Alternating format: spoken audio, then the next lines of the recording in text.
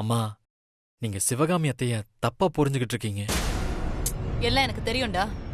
அந்த சிவகாமிக்கு சப்போர்ட் பண்ணி என்கிட்ட நீ எதுவுமே பேசாத. நான் மட்டும் அங்க வரலனா உனக்கும் துளசிக்கும் திருட்டுத்தனமா அவ கல்யாணத்தை பண்ணி வச்சிருப்பா. அதுக்கப்புறம் நம்ம குடும்பத்தோட மானம் காத்துல தான் பறந்திருக்கும். அம்மா, என்னம்மா நீங்க? உங்களுக்கு பிடிக்காத கல்யாணத்தை நான் எப்படிமா பண்ணுவேன்? நான் உங்க பையன்மா. உங்களோட விருப்பம் தான் என்னோட விருப்பம். உங்க சம்மதம் இல்லாம நான் துளசியை கல்யாணம் பண்ணிக்கவே மாட்டேன்.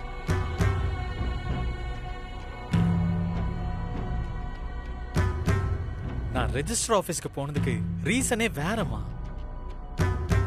நம்புங்கம்மா. அப்போ அந்த புரோக்கர் காட்டின மேரேஜ் ரெஜிஸ்ட்ரேஷன் ஃபார்ம் அது பொய்யா? இல்ல உன்னோட ஃப்ரெண்ட் ஸ்ரீராம் அப்புறம் துளசியோட ஃப்ரெண்ட் பிரியா இவங்க எல்லார்கிட்டயும் சிவகாமி போன் பண்ணி உனக்கும் துளசிக்கும் கல்யாணம், சாட்சி கையெழுத்து போடணும் வாங்கன்னு போன் பண்ணி கூப்பிட்டுருக்காங்களே, அதெல்லாம் பொய்யா? ஆமா, பொய்தான்.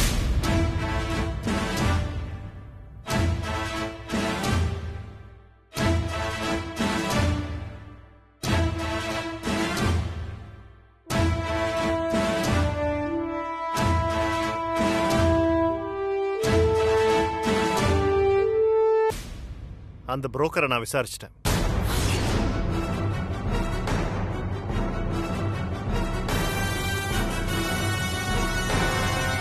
காசு வாங்கிட்டு தான் அவன் இந்த காரியத்தையே பண்ணியிருக்கான். ஆனா ஆள் யாருன்னு காட்டி கொடுக்கல. அவன் மட்டும் சொல்லியிருந்தான்னா அவன்கிட்ட என் போலீஸ் புத்தியை காட்டியிருப்பேன்.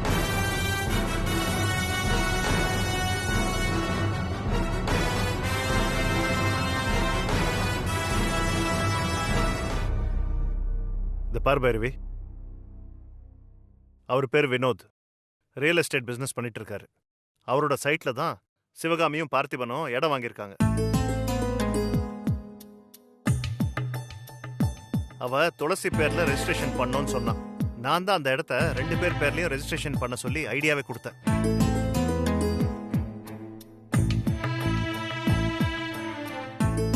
என்ன மிஸ்டர் வினோத், நான் சொன்னதெல்லாம் உண்மை தானே? என் வைஃப் கிட்ட சொல்லுங்க. ஆமா மேடம், சார் சொல்றது கரெக்ட் தான்.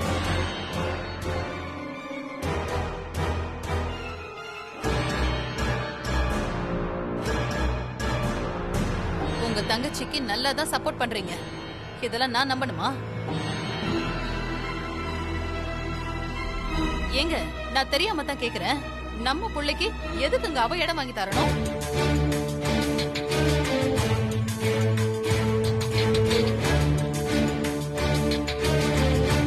அம்மா, அப்பா சொல்றதெல்லாம் உண்மைதான். நீங்க தான் தேவையில்லாம பிரச்சனை பண்ணிட்டு இருக்கீங்க. டேய், நீ கொஞ்சம் சும்மா இருடா. அந்த சிவகாமிய பத்தி உனக்கு தெரியாது. 25 வருஷமா நான் அவளை பாத்துக்கிட்டு தான் இருக்கேன். உங்க அப்பாவை கைக்குள்ள போட்டுக்கிட்டு அவ பண்ற வேலைடா இது. அது கூட புரியாத முட்டாளா நீ? Bhairavi, sorry mister Vinod. இது எங்க family matter. If you don't mind. Okay sir, வர்றேன் மேடம்.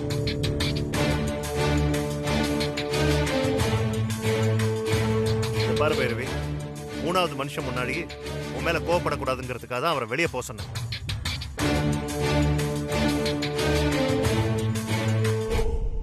இவ்வளவு பிரச்சனைக்கும் காரணம் இந்த ருத்ரா தான். இவ இந்த வீட்டுல இருக்கிற வரைக்கும் நான் சொல்ற எதையும் நீ நம்ப போறதில்லை.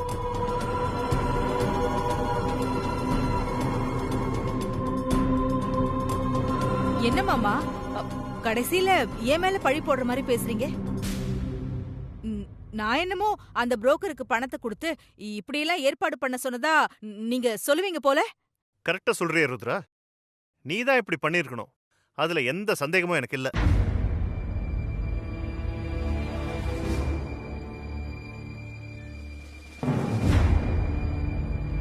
மாமா, இங்க பாருங்க, உங்களுக்கு என் மேல சந்தேகம் வந்ததுக்கு அப்புறம் நான் இந்த வீட்டுல இருக்கிறது எனக்கு மரியாதை இல்ல. ருத்ரா, அவசரப்படாத.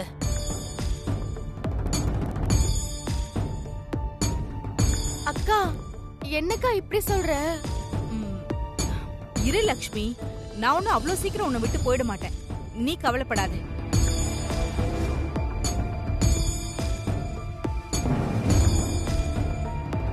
மாமா, நீங்க எழுதி கையெழுத்து போட்டு கொடுத்த அக்ரிமெண்ட் படி உங்க பையன் விஸ்வாவுக்கும் என் தங்கச்சி லக்ஷ்மிக்கும் கல்யாணத்தை பண்ணி வச்சிருங்க. நான் இந்த வீட்டை விட்டு போயிடுறேன்.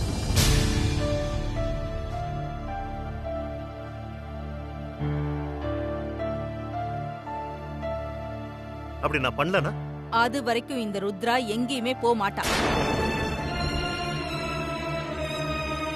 இது பாருங்க, ருத்ரா சொன்ன மாதிரி சீக்கிரமே விஸ்வாவுக்கும் லக்ஷ்மிக்கும் கல்யாணம் பண்ணி வச்சாதான் இனிமே இந்த மாதிரி பிரச்சனை எல்லாம் வராது.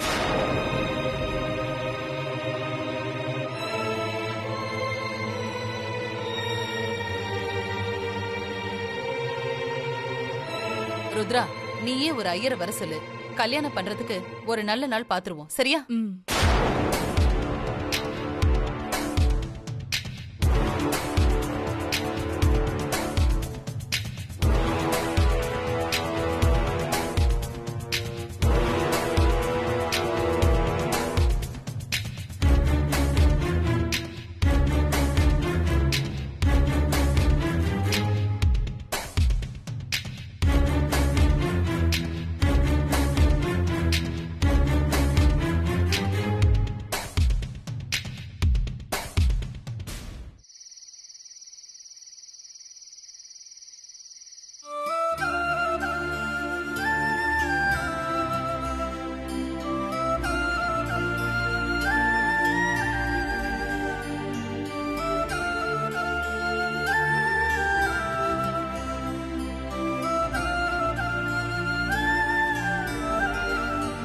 என்னப்பா இது?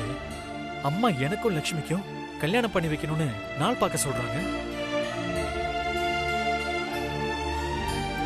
என் விருப்பத்தை அவங்க புரிஞ்சுக்கவே மாட்டாங்களா? நீங்களாவது எனக்கு சப்போர்ட்டா பேசலாம்லப்பா. ஏ விஸ்வா, நான் என்னைக்குமே உனக்கு சப்போர்ட்டா தான்டா இருக்கேன். அதை நீ முதல்ல புரிஞ்சுக்க. நீ தான் அம்மா அம்மான்னு அவளுக்கு பயந்துகிட்டு இருக்க. உனக்கு ஞாபகம் இருக்கா? ஏற்கனவே நான் உன்னையும் துளசியும் வெளியே போய் கல்யாணம் பண்ணிக்கங்கன்னு சொல்லியிருக்கேன். ஒரு அப்பாவா இதை விட நான் வேற என்னடா பண்ண முடியும்? விஸ்வா,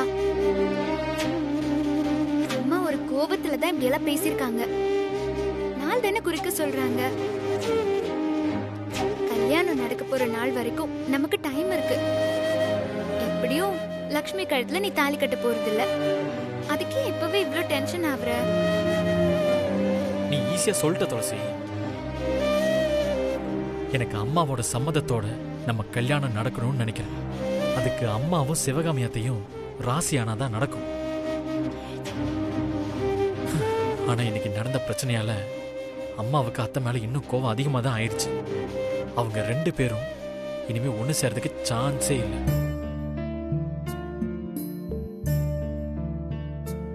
இன்னைக்கு நடந்த பிரச்சனைக்கு நான் தான்டா காரணம்.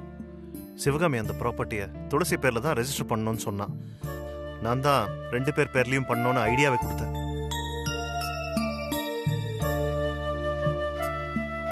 ஆனா இப்படி ஒரு பிரச்சனை வரும்னு நான் எதிர்பார்க்கலடா. எல்லாத்துக்கும் காரணம் அந்த ருத்ரா தான். அவ பேச்சை கேட்டுக்கிட்டு தான் உங்க அம்மா இப்படி எல்லாம் ஆடிட்டு இருக்காங்க. எனக்கு என்ன பண்றதுன்னே தெரியல. மத்தவங்க பேச்செல்லாம் அம்மா கேக்குறாங்க, ஆனா என் பேச்ச மட்டும் கேட்கவே மாட்டேங்கிறாங்க. அவங்க என்ன தன்னோட புள்ளையாவே பார்க்கலப்பா.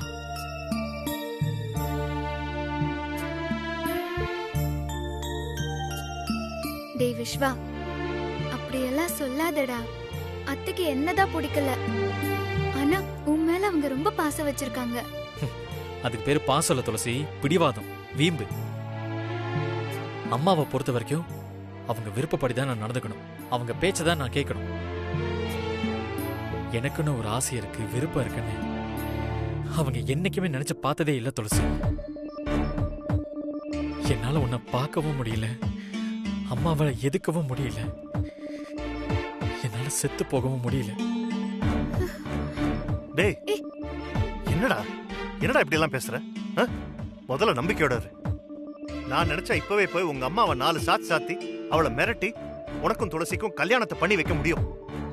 ஆனா ஏன் நான் பண்ணல தெரியுமா? உங்க அம்மா மேல வச்சிருக்கிற பாசத்தாலதான்.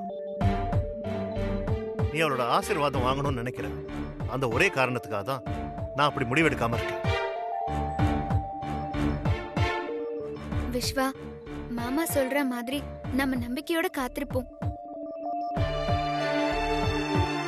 எவ்வளவு நாள் ஆனாலும் சரி, உன் அம்மா சம்மதம் கிடைக்கிற வரைக்கும் நம்ம வெயிட் பண்ணுவோம்.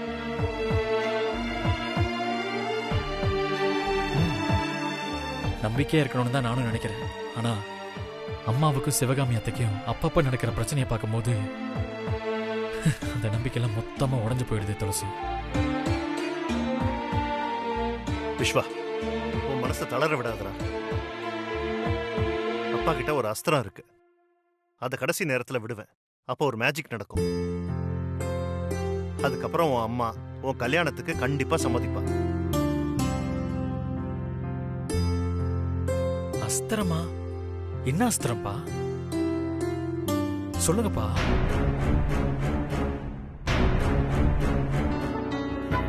அதுவா? அது ஒரு பிரம்மாஸ்திரம். அதை கடைசி நேரத்தில் நான் விடுவேன்னு சொன்னேன்ல, அப்ப நீயே தெரிஞ்சுப்ப. இப்ப நீ கவலைப்படாம போய் தூங்கு. ஓகே? குட் நைட் பா. Good night. குட் நைட் துளசி.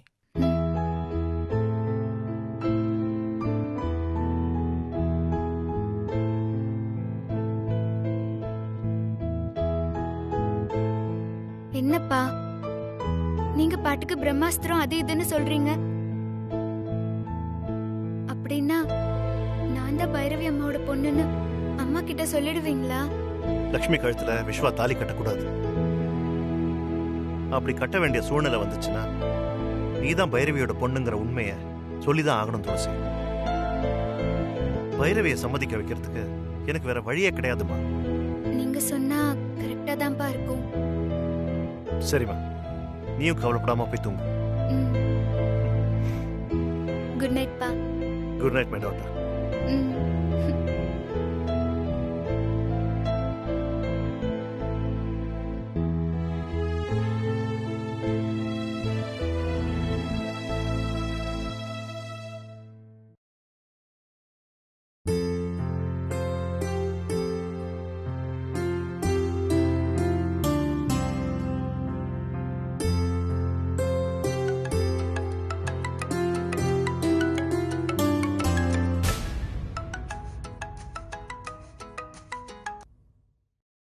சொல்லுங்க மாமா.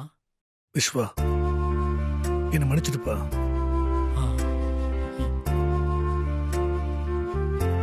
மாமா, என்ன மாமா நீங்க என்கிட்ட போய் மன்னிப்பெல்லாம் கேக்குறீங்க? சங்கடமா இருக்கு மாமா. உன் மனசு சங்கடமா இருக்கிறதுக்கு காரணமே நானும் சிவகாமியும் தானே.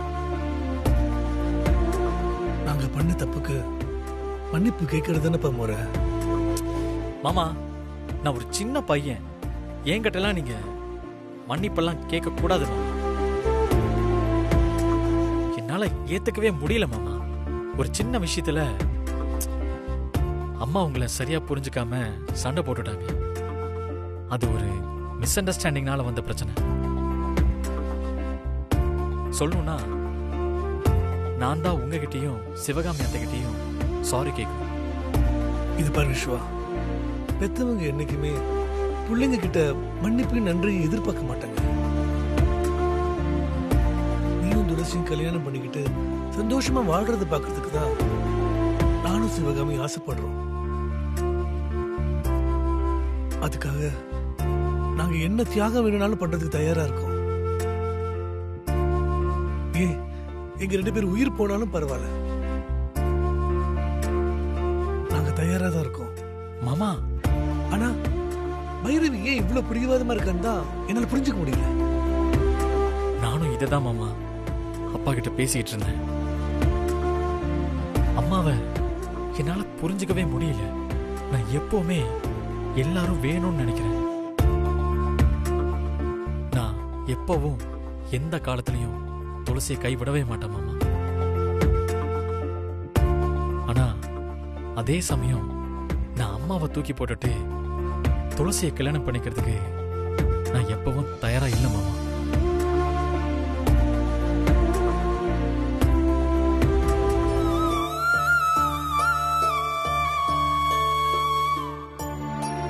இது பாரு விஸ்வா, நீ பைரவி வீட்டுல இருந்தாலும் நீயும் எங்களுக்கு ஒரு மகன் தான். நாங்க அப்படிதான் நினைச்சிட்டு இருக்கோம். ஆனா பைரவி துளசிய மகளா நினைக்கல.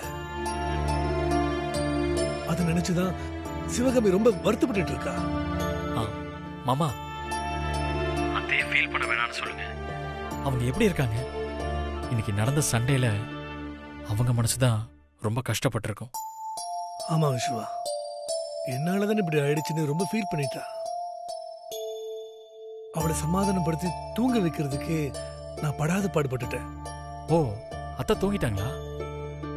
நானும் அவங்க கிட்ட பேசணும்னு நினைச்சேன். பரவாயில்ல மாமா, நான் காலையில பேசிக்கிறேன். இல்ல விஸ்வா, அது ஒண்ணும் பிரச்சனை இல்ல. அவ இப்பதான் படுத்தா, அவ தூங்கி இருக்க மாட்டா. அவளை வேணா எழுப்பி போன்ல பேச சொல்றேன். அவளுக்கும் ரொம்ப சந்தோஷமா இருக்கும்ல. இல்ல மாமா, வேணாம். அத்தையை டிஸ்டர்ப் பண்ண வேணாம். நான் காலையில பேசிக்கிறேன். அத்தை சாப்பிட்டு தானே படுத்தாங்க? இல்ல விஸ்வா, இந்த பிரச்சனையை நினைச்சு அவ மனசு நிம்மதி இல்லாம போயிடுச்சு. அவ எதுவும் பெருசா சாப்பிடல, பால் மட்டும் குடிச்சிட்டு படுத்திருக்கா. சரிங்க மாமா, நீங்களும் இந்த பிரச்சனையை பத்தி நினைச்சிட்டு இருக்காம படுத்து தூங்குங்க. சீக்கிரமே எல்லாம் சரியாயிடும். விஸ்வா, உன் நல்ல மனசுக்கும் மாமாவோட நல்ல குணத்துக்கும் கண்டிப்பா நல்லதுதான் நடக்கும். நீயும் இந்த கவலையும் இல்லாம நிம்மதியா படுத்து தூங்குப்பா. சரிங்க மாமா.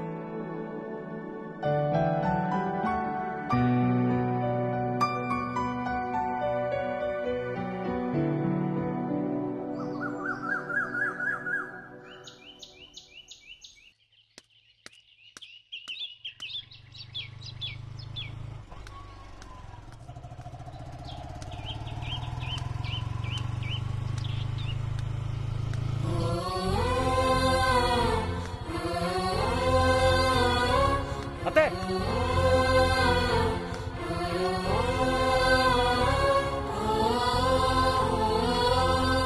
அத்தை, என்ன அத்தை நான் கூப்பிட திரும்பி பார்க்காம போறாங்க? ஒருவேளை அத்தை என் மேல கோவமா இருக்காங்களா?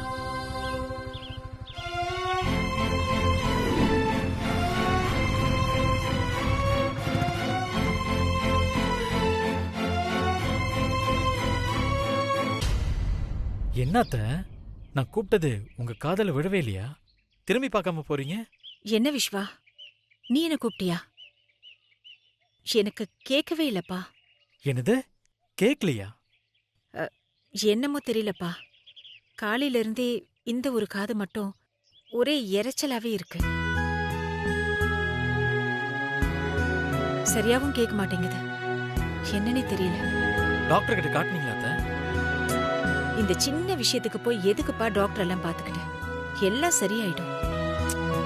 அத்தை, இந்த மாதிரி விஷயத்துல எல்லாம் அலட்சியமா இருக்க கூடாது. நீங்க வீட்டுக்கு போங்க, நான் போய் டாக்டர் அழைச்சிட்டு வரேன். விஸ்வா, எதுக்குப்பா உனக்கு வீண் அலைச்சல்? வேண்டாம் விடு. எனக்கு ஒண்ணும் இல்லப்பா. ஒண்ணு இல்லைன்னு டாக்டர் சொல்லட்டும். நீங்க பேசாம வீட்டுல இருங்க, நான் இப்ப வந்துடுறேன். நீங்க போங்க, நான் வரேன்.